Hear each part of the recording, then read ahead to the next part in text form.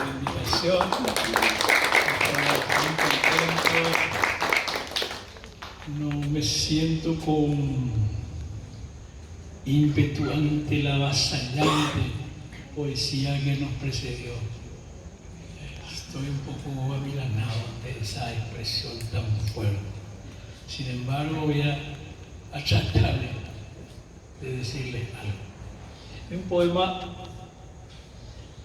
decir un poema a nadie, al aire, sin destinatario, en la calle, como hablando solo, como un loco distraído, como un profeta ciego. Decir poesía al viento, sin auditorios, sin gente que escuche, como desperdicio, anacronía, falla léxica, tara o melancolía. La poesía se basta así sola.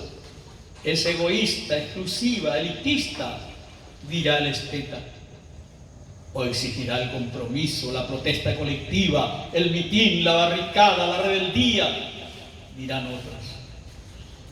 Pero curiosamente, ni el cura, ni el comisario, ni el obrero, ni el labrador, ni el maestro, ni el estudiante, nadie escucha la palabra arrojada.